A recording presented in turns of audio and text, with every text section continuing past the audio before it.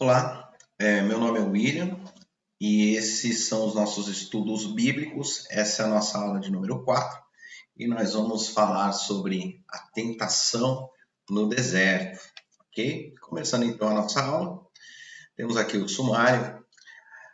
Primeira parte, nem só de pão viverá o homem. Número 2, não tentarás o Senhor, teu Deus. 3, ao Senhor teu Deus adorarás. 4, os anjos servem a Jesus. E 5, a reflexão que a gente faz sempre no final de toda a aula. Ok? Vamos começar aqui. Como sempre, nós enumeramos quais são os nossos objetivos, em primeiro objetivos gerais e depois os específicos.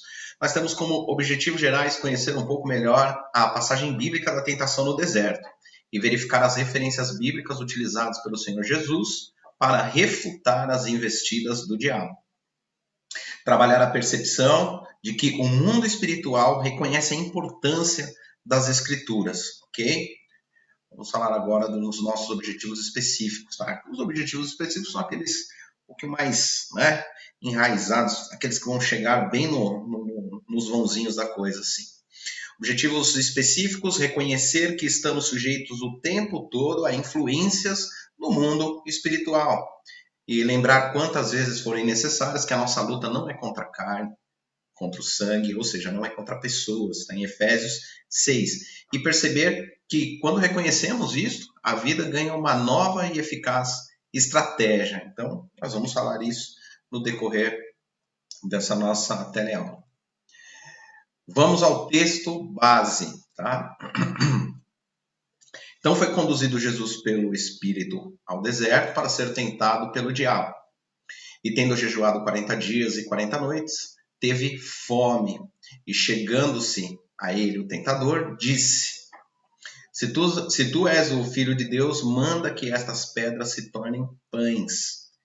Ele, porém, respondendo, ele, Jesus, disse: está escrito, nem só de pão viverá o homem, mas de toda palavra que sai da boca de Deus. Continuando. Então o diabo o transportou à cidade santa e colocou-o sobre o pináculo do templo e disse-lhe: se tu és o Filho de Deus, lança-te daqui abaixo, porque está escrito: aos seus anjos dará ordem ao teu respeito e tomar-te-ão nas mãos, para que nunca tropeces em alguma pedra. Disse-lhe Jesus: também está escrito: não tentarás o Senhor teu Deus. E continuando o texto base, novamente o transportou o diabo a um monte muito alto e mostrou-lhe todos os reinos do mundo e a glória deles. E disse-lhe: tudo isto te darei se prostrado me adorares. Então disse-lhe Jesus: vai-te, Satanás, porque está escrito: ao Senhor teu Deus adorarás e só a ele servirás. Em algumas traduções vai estar lá: só a ele prestará culto.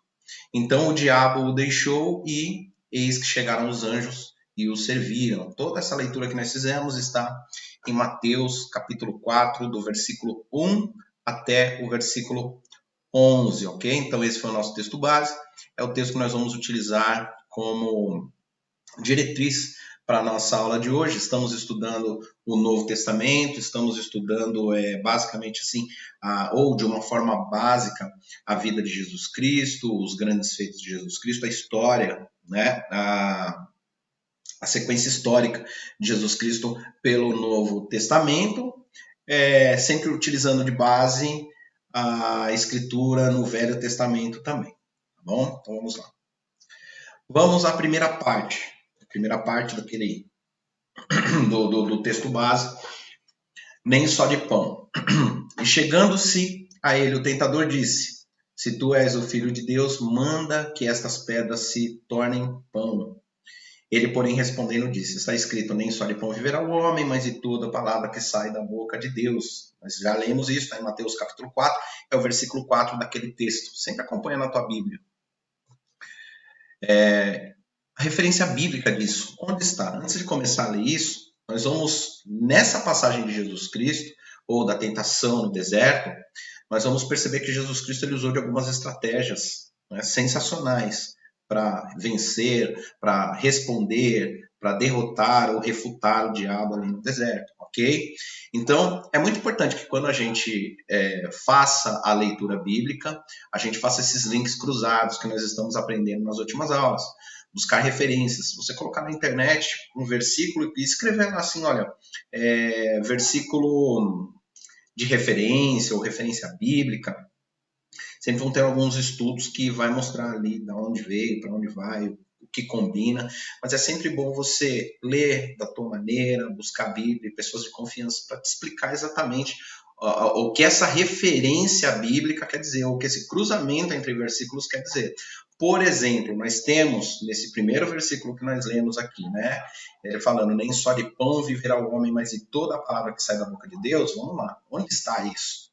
Está lá em Deuteronômio 8:3, que diz assim, assim ele os humilhou e os deixou passar fome, mas depois os sustentou com maná, ele Deus, que nem vocês e nem os seus antepassados conheciam, para mostrar-lhe que nem só de pão viverá o homem, mas de toda a palavra que procede da boca do Senhor. Ou seja, Jesus Cristo, ele fez uso da própria palavra de Deus, e na maioria das vezes foi em Deuteronômio mesmo, capítulo 8, do capítulo 6 em diante, ele vai buscar essas referências para vencer Satanás e as suas propostas, ou as suas ciladas, ou a sua astúcia ali no deserto. Nessa passagem, nós vamos ver aqui aonde que está o quê? A estratégia que Jesus Cristo utilizou.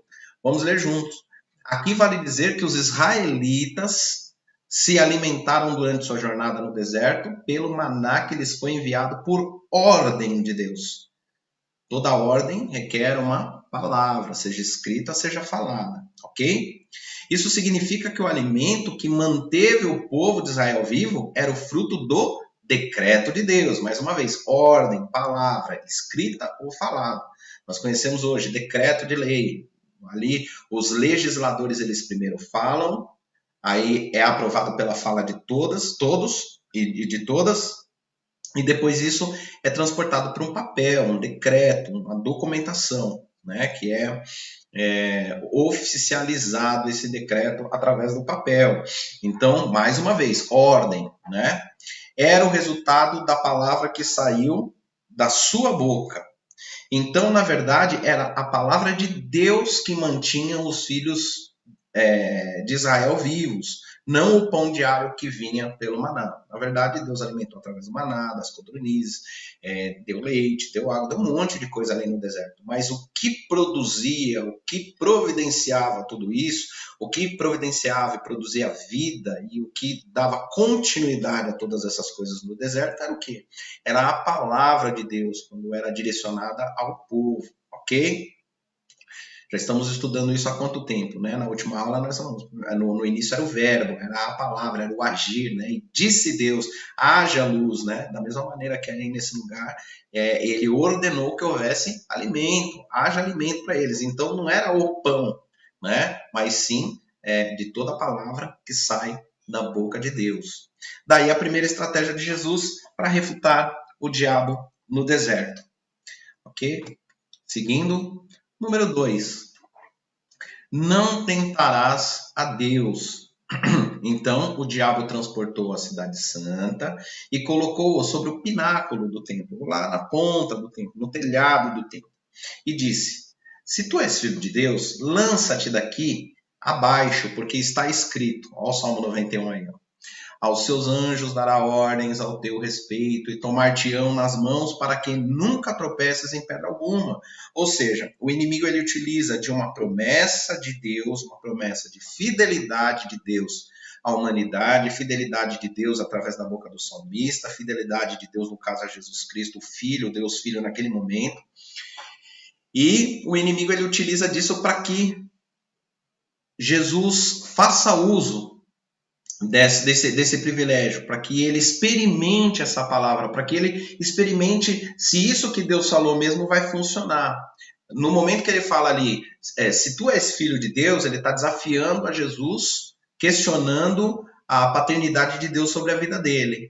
E ali ele está desafiando mais uma vez, falando, lança-te daqui abaixo, porque está escrito. Então, ou seja, o diabo estava alucinando ali a coisa, ele estava desafiando a Jesus de todas as formas.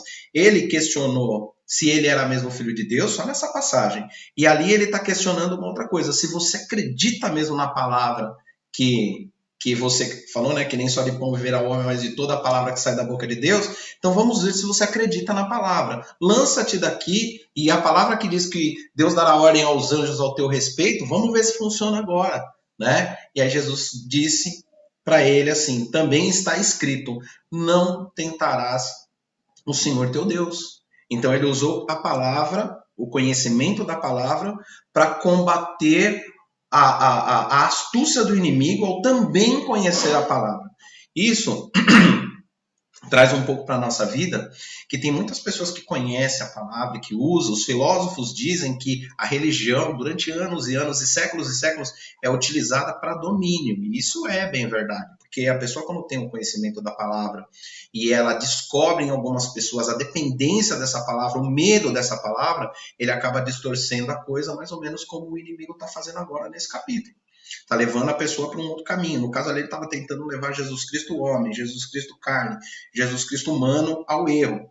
Só que nós já vamos falar daqui a pouco a respeito da criação de Jesus Cristo. Ele conhecia muito bem a palavra, e muito mais do que a palavra, ele conhecia o Deus que ele servia, né? Assim como nós conhecemos ao nosso Deus. Então, Jesus Cristo, ele combate o inimigo naquele momento, utilizando palavra também. E ele, mais uma vez, dizendo, também está escrito, não tentarás o Senhor teu Deus. Ok? Está em Mateus, capítulo 4, esse é o versículo 7 do nosso texto base. Vamos continuar. Aonde está essa referência bíblica? Né? Essa referência bíblica está lá onde eu falei, em Deuteronômio 6,16, que diz, não tentareis o Senhor vosso Deus como tentastes em Massá, em uma localidade, uma região na qual eles permaneceram durante algum tempo quando caminharam pelo deserto. Ok? E vamos à estratégia. Ó, na frase não tentarás o Senhor teu Deus, significa que ninguém deve ter a presunção de querer submeter Deus à prova, né? Colocar Deus à prova. Um dos princípios da fé é acreditar naquilo que ainda não existe, né? Ou daquilo que não se pode ver, ou daquilo que não se pode contemplar. Então, Deus não é como o homem, mentiroso, enganador, cuja fidelidade precisa ser testada e provada. Ou seja, né? Não podemos comparar os procedimentos de Deus, do caráter de Deus, das características de Deus, com as características que nós adotamos para viver aqui na Terra. Uma característica mentirosa, infiel, né? E algo que precisa ser testado. Por exemplo, hoje você assina um cheque no valor de R$1.000. Por que você tem que assinar?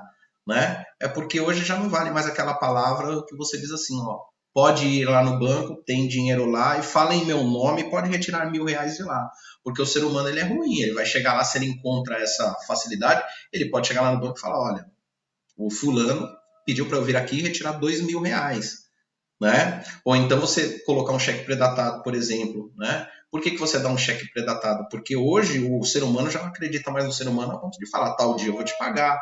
Então, isso veio sendo deturpado ao longo do tempo, né? Desde da nossa criação, da queda do Jardim do Éden, até os dias de hoje. Jesus Cristo ele veio para, de alguma maneira, restaurar tudo isso, nos trazendo graça, né?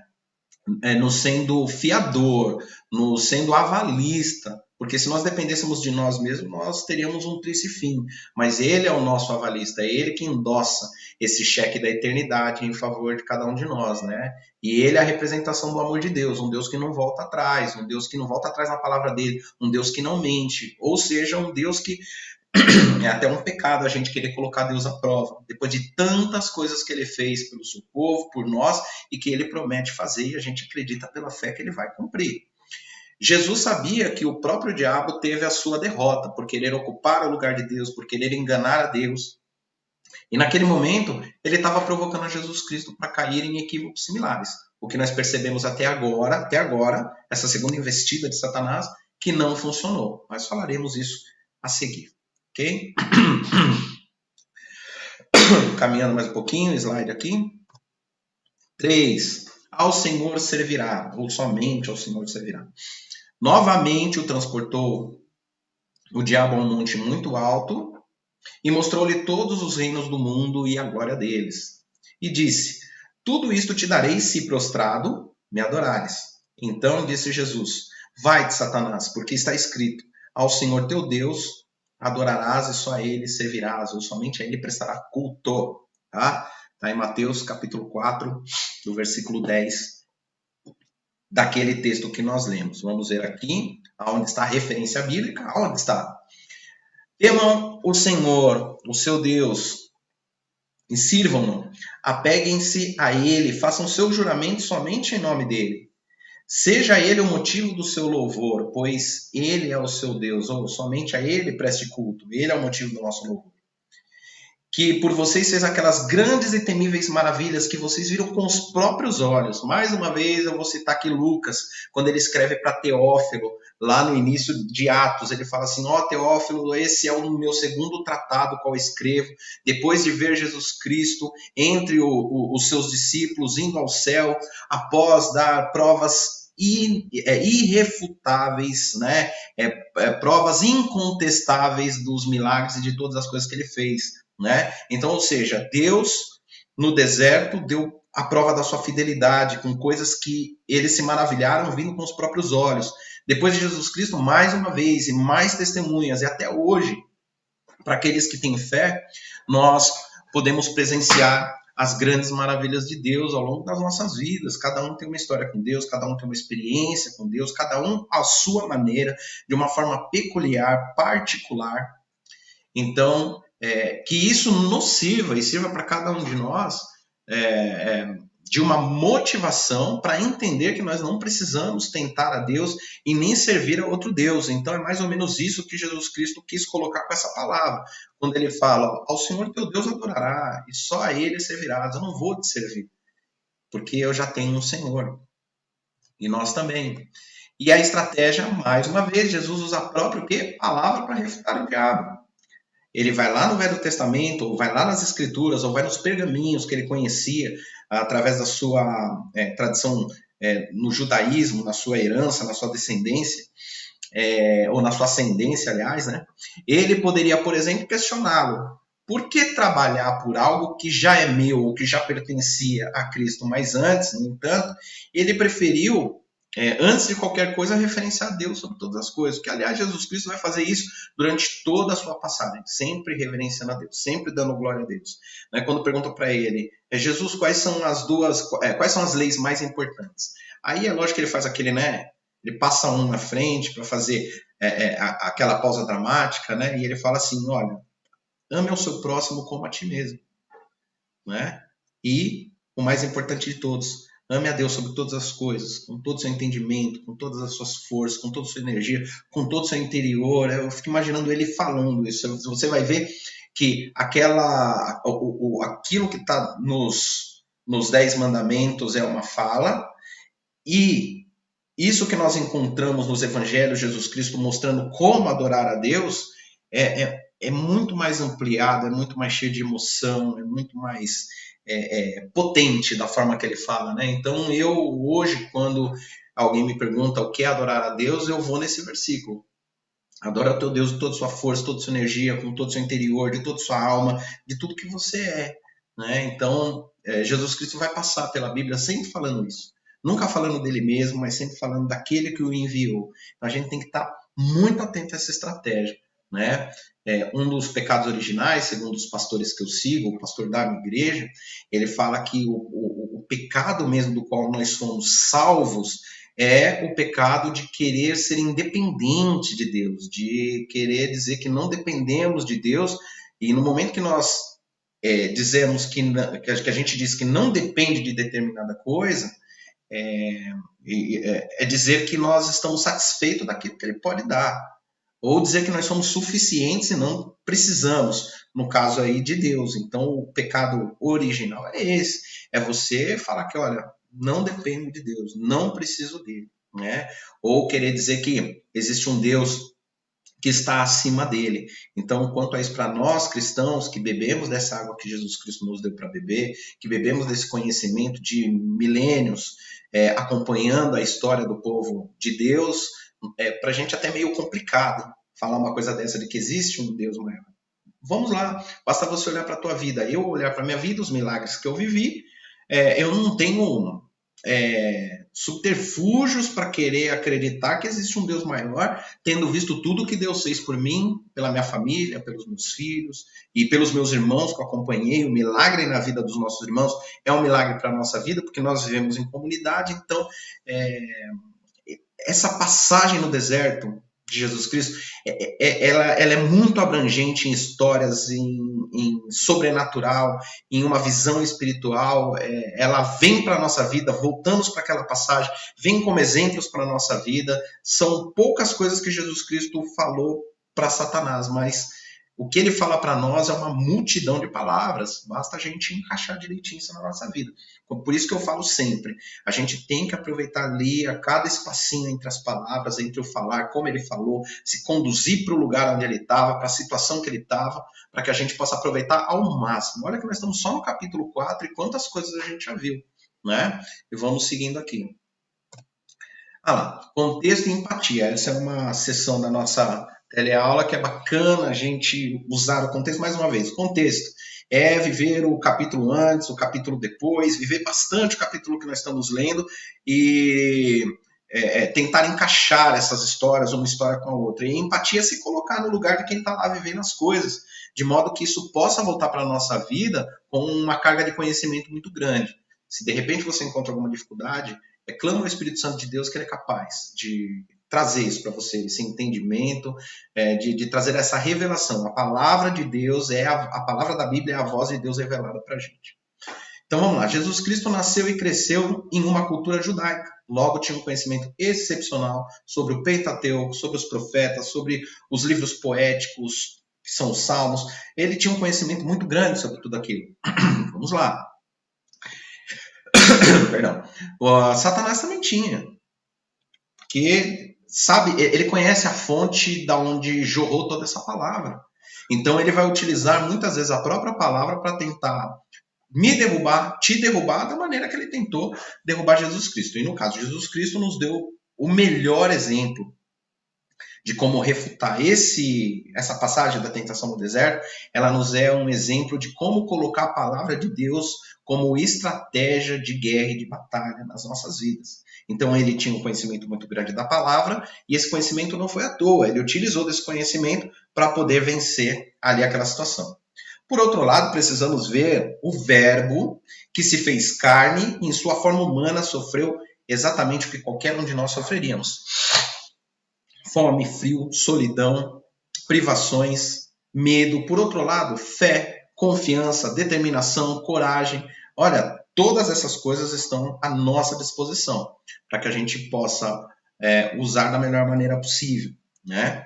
Às vezes o medo pode ser uma estratégia. Paulo mesmo, por medo, ou por medo das pessoas que estavam ali ao redor dele, no momento em que viram que ele podia perder a vida e que a vida dele ainda era importante para o evangelho, colocaram ele dentro de um cesto, desceram ali os muros do lugar onde ele estava e falaram, foge, que senão você vai morrer antes da hora. Né? E o medo muitas vezes faz isso com a gente. Porém, tem que saber dosar medo, coragem, né? Confiança, o excesso de confiança. A gente tem que pedir para o Espírito Santo de Deus, porque até na hora da confiança vem o inimigo e te coloca um excesso de confiança, entendeu? A gente tem que estar atento a todas essas coisas. Vamos lá. Em seus momentos de luta, você está pronto para enfrentar a dificuldade fazendo menção à palavra de Deus? Ou você está pronto para mencionar a palavra de Deus? Ou melhor ainda, você tem o conhecimento da palavra de Deus para no momento de aflição falar dela? Por isso a importância do conhecimento, por isso a importância da gente buscar sempre a palavra de Deus para as nossas vidas e guardar, né? O salmista fala, guardei a tua palavra no meu coração para não pecar contra ti. Um salmo meu que eu tenho feito já há anos, sempre que eu vou ministrar uma palavra em alguma igreja ou outra, o que eu faço? Minha primeira oração, Senhor, que essa palavra fique guardada no meu coração, no coração da tua igreja, para no momento de necessidade nossa ou de qualquer um que venha necessitar da palavra, a gente tenha algo para dar, algo para nos suprir aqueles que necessitarem e ter assim um refúgio em ti. Então, quando nós guardamos a palavra no nosso coração, nós temos aí armas, nós temos munição para lutar contra as hostes espirituais. Amém? Continuando. sessão mais sobre alguma coisa. No caso, esse mais sobre alguma coisa hoje é mais sobre a própria palavra, né? Se nós estamos vendo Jesus Cristo vencer através da palavra, e toda a palavra que sai da boca de Deus, nada melhor do que fazer o nosso mais sobre a própria palavra. Ó, não raramente alguém diz que se não ouvir a voz de Deus, desistirá da fé, ou desistirá de acreditar em Deus. Isso é o mesmo que desprezar e duvidar a veracidade da palavra de Deus revelada e registrada nas Escrituras. Ou seja, a palavra de Deus. Eu gostaria de ouvir a voz de Deus. Eu gostaria de ver o sobrenatural. Eu gostaria de experimentar algo novo e diferente. Ó, começa por aqui. Abre a Bíblia, escolhe um capítulo. Vai do primeiro capítulo, primeiro versículo até o último e vai indo. E vai indo. Quando você vê, você vai estar ouvindo Deus, sentindo Deus, você vai estar experimentando Deus, sentindo o gosto de tudo isso daqui. Começa por aqui. Começa por aqui. É ouvir com os olhos. Começa ouvindo com os olhos. Aqui, ó. E depois, deixa o Espírito Santo operar na tua vida. Amém? Você sabia, olha só, você sabia que descuidar da saúde é tentar a Deus? Vamos lá, então. Hendrickson, é um nome meio esquisito aí, eu não consigo falar. Dá um exemplo ainda mais prático de uma pessoa que ora fervorosamente para que Deus lhe conceda saúde. No entanto, ela deixa de se cuidar e observar as regras para uma vida saudável. Vamos de novo? O Hendrickson dá um exemplo ainda mais prático de uma pessoa que ora fervorosamente para que Deus lhe conceda saúde. No entanto, ela nem se preocupa com cuidar ela mesma da própria saúde. Tudo isso é tentar ao Senhor. A resposta repreensiva das Escrituras continua sendo: não tentarás ao Senhor teu Deus. Ou seja, tá com gripe, sai na chuva. Tá com colesterol alto, vai comer um monte de coisa gordurosa. Né?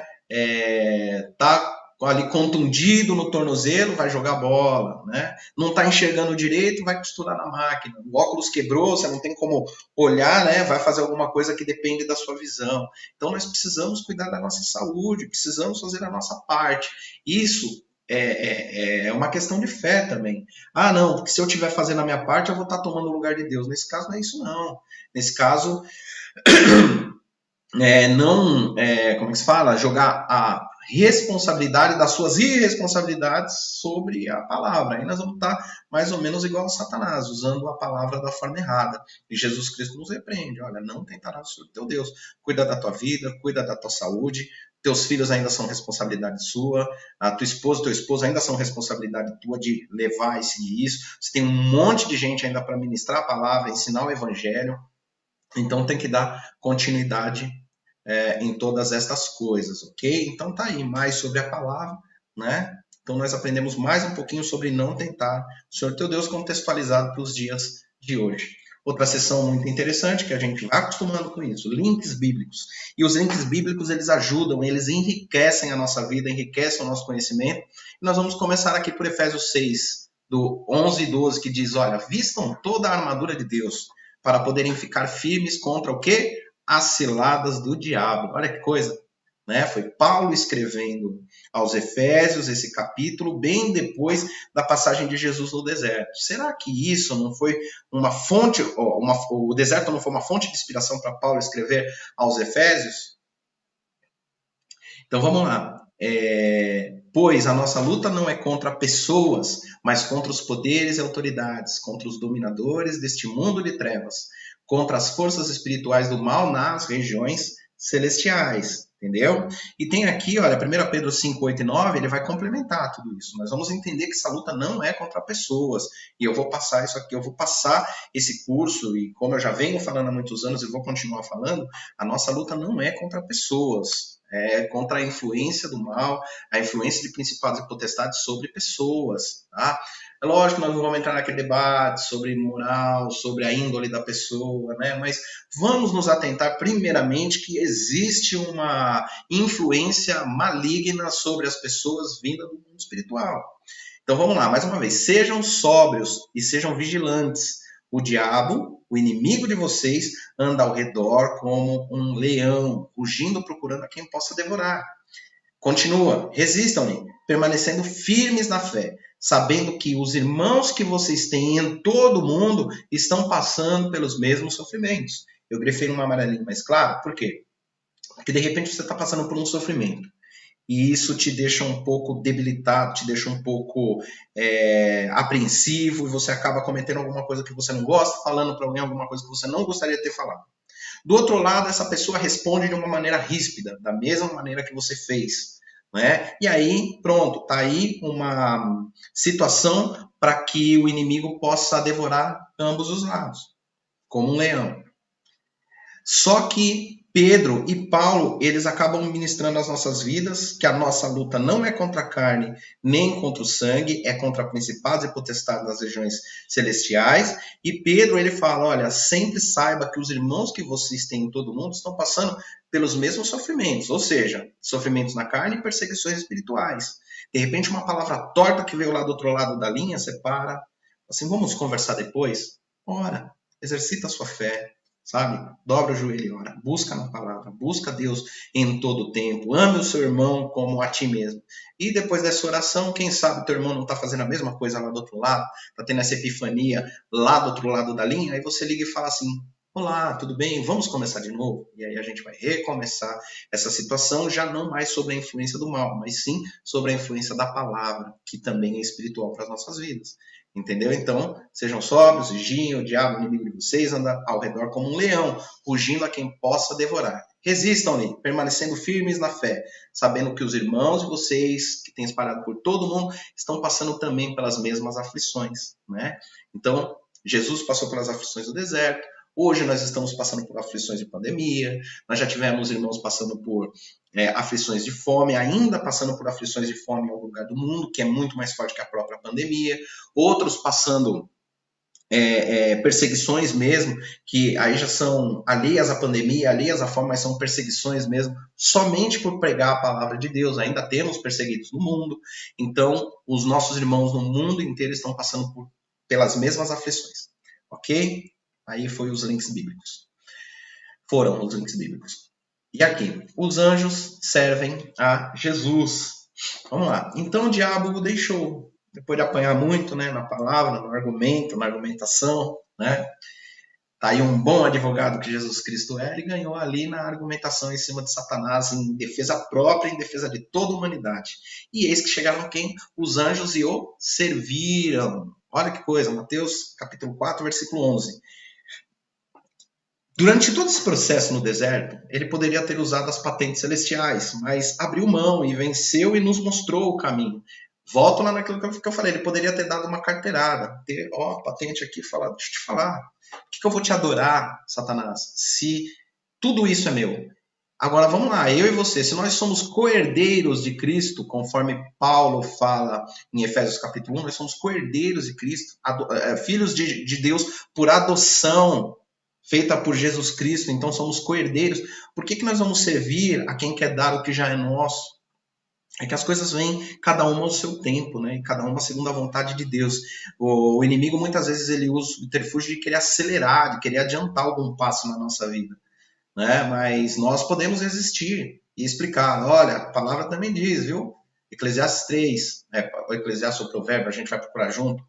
Há tempos para todas as coisas, né? Há tempo de sorrir, há tempo de chorar, há tempo para tudo, há tempo de perder, há tempo de conquistar, há tempo de todas as coisas, viu, Satanás? Então eu não lembro bem o versículo, mas eu lembro que está escrito porque eu já estudei. Então vá para lá com essa sua proposta. E quando Satanás foge de você, quem é que vem? Os anjos vêm e te servem com aquilo que realmente é necessário. Entendeu?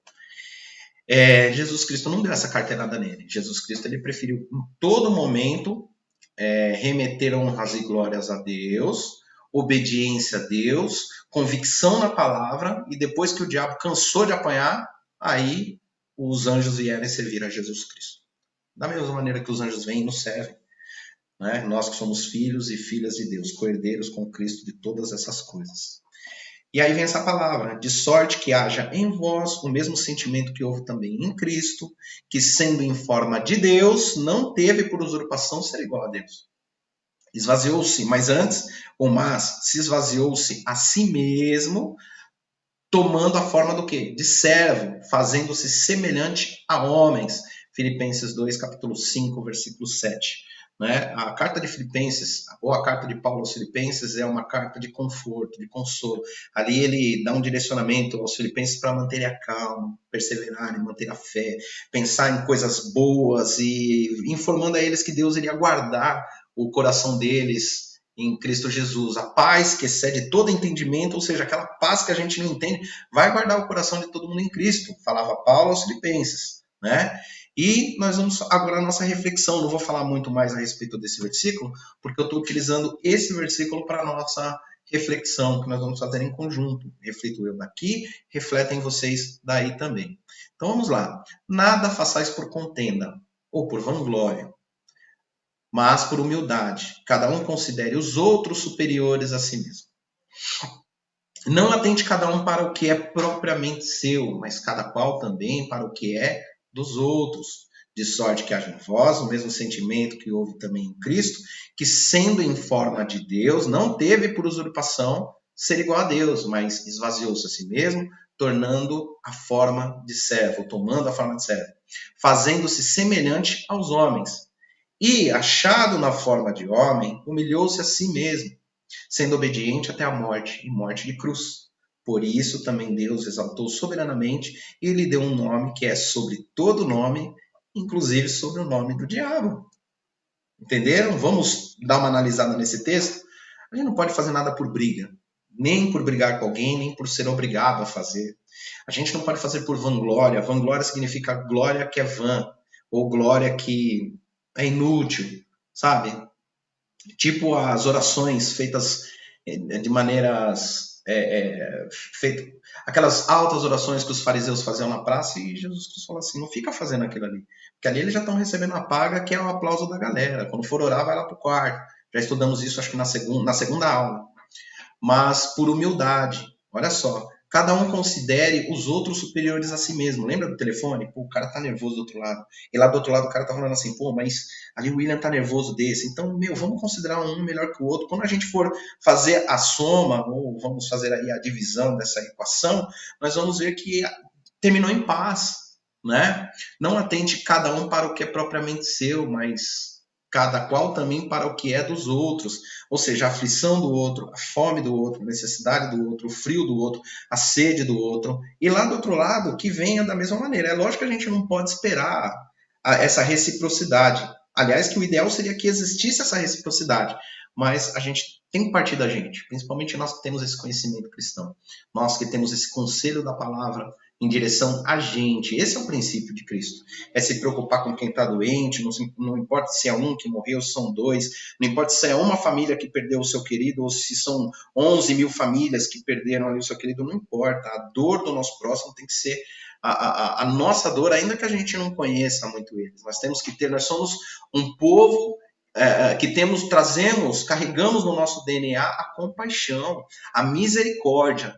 Aquele cristão, ou que se diz cristão, que não carrega no seu interior, que não carrega no seu DNA a misericórdia, a compaixão, não pode ficar por aí vomitando valentia, se autoproclamando cristão.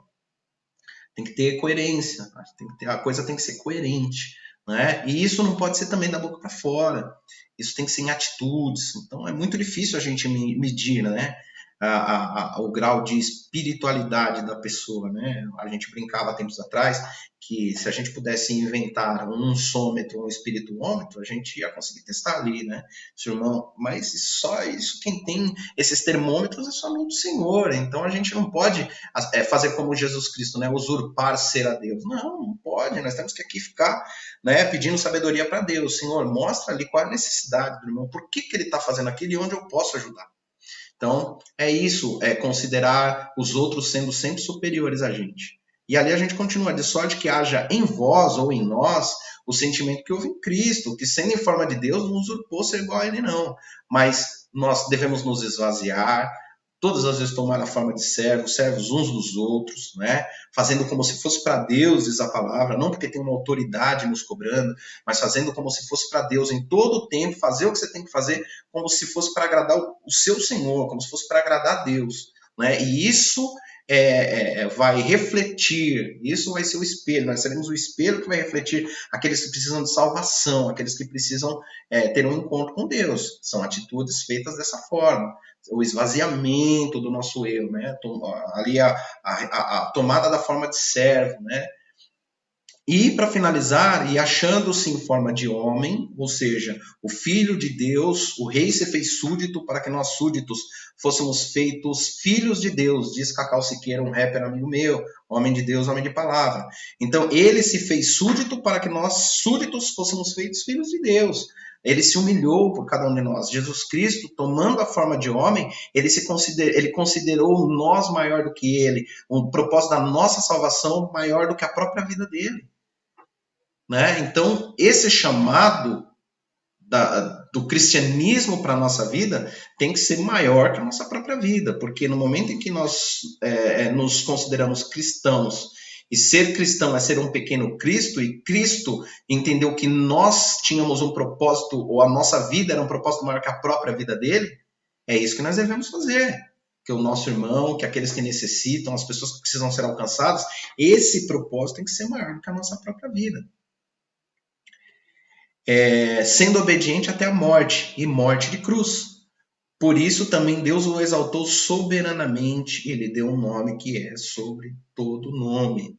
Jesus Cristo ele fala, olha, eu vou preparar lugar para todos vocês.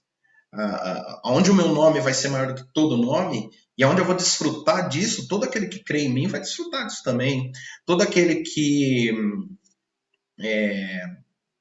testemunhar de mim, eu também vou testemunhar de vocês ali naquela hora. Poxa, mas isso é uma troca? Não, não é uma troca, é uma atitude de um amigo, é uma atitude de quem tem um laço, um vínculo, uma confiança, né? Quando nós temos prazer, como amigos, de exaltar aqueles que, ou não vamos falar exaltar, mas temos prazer como amigos de beneficiar aqueles que nos beneficiam, não como uma troca, mas como um prazer mesmo de, olha, de abençoar, de amar, de abraçar, né? E é o que Jesus Cristo tem preparado para todos nós, aqueles que testemunham de Cristo aqui, esses têm lugar preparado ali onde ele está, desfrutando de toda a majestade, sabe, de todo o reinado, né? Ele veio, ele se tornou homem, o verbo se fez carne, andou entre nós, experimentou tudo aquilo que nós sentimos, para que muito em breve a gente venha experimentar o que ele sente, um lugar onde não haverá choro, onde não haverá ranger de dentes, onde nós sentiremos a verdadeira felicidade. Eu tenho fé nisso, porque eu recebo da palavra que sai da boca de Deus, que me conta todas essas coisas. Então, que isso seja sobre a tua vida um exercício de fé, ouvindo sempre toda a palavra que vem da boca de Deus. Que esse pão que nós comemos, ele é passageiro. Esse pão que nós comemos, assim como o maná que era guardado de um dia para o outro, estragava, esse pão que nós comemos, que nos alimenta, ele estraga, ou fora da gente ou dentro da gente.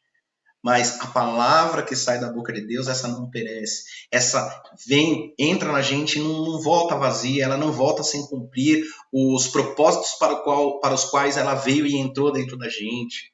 Né?